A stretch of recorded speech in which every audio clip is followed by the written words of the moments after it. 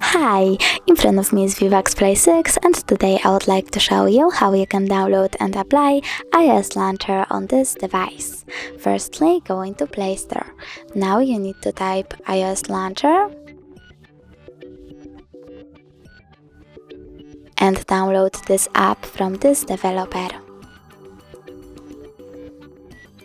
Open it.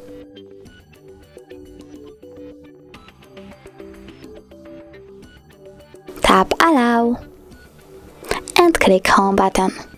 Then tap on iOS Launcher, select Always over here and tap Got it. As you can see, iOS Launcher was applied successfully on my device.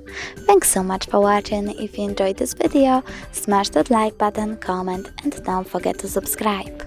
Bye!